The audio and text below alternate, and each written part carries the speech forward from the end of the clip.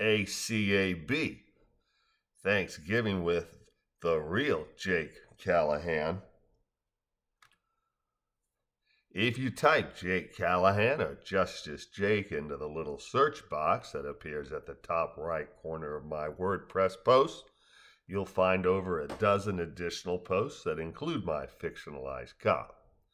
And all but one of the segments where Jake appears is either a private investigator, a beat cop, or a police detective working in the present. But in World Without End, Amen, a science fiction play set in 2038 CE, Jake has moved on and is a high-level federal employee in charge of U.S. cybersecurity. I have known the real Jake all of his life.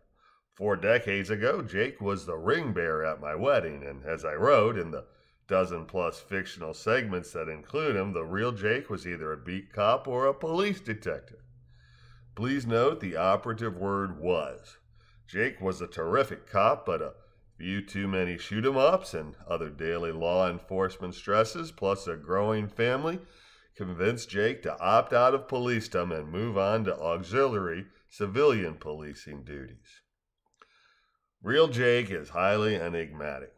Jake and I are related by blood, by being on the autism spectrum, and by being very curious.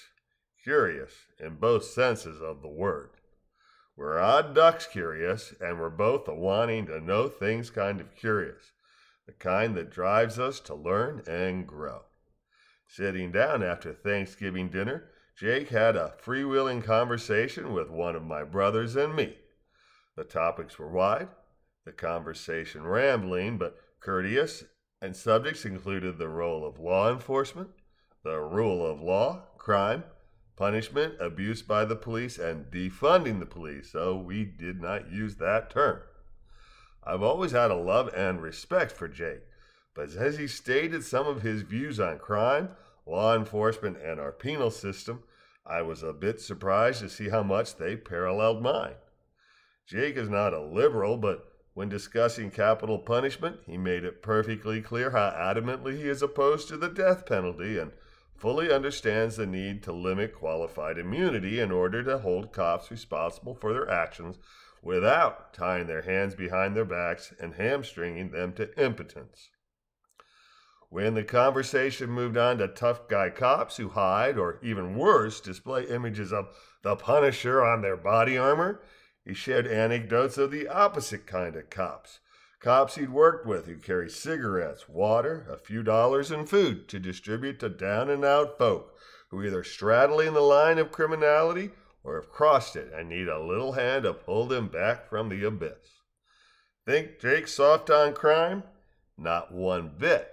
He just realizes that demonization of other and glorification of cops as offending angels is a very deceptive, dangerous, and crime-perpetuating mindset rather than a serve and protect one. And he feels absolutely certain that an ounce of prevention beats the tar out of cops, unnecessarily beating the tar out of someone as a pound of cure. Jake has seen things that would destroy me. As a detective, he worked in cybercrime, which included child pornography. And while fighting the evil that is child pornography, Jake came home night after night to his 3 young children, who represent his 3 biggest reasons to continue fighting for justice. Jake and I had a conversation during this phase of his career where he accidentally let slip how much more vile child pornography is than most people imagine. Facts which I would gladly have gone ignorantly to my grave not knowing. Jake's reverence for life was abundantly clear, as was his reverence for liberty and not wasting things, not wasting resources, not wasting lives, and most definitely not wasting people in the slang sense of killing or allowing them to waste away without first having the resources offered and extended to them that would allow them to have a life beyond crime, rather than an existence beyond hope, a belief I wish was far more present in our judicial system. May God bless Jake Callahan.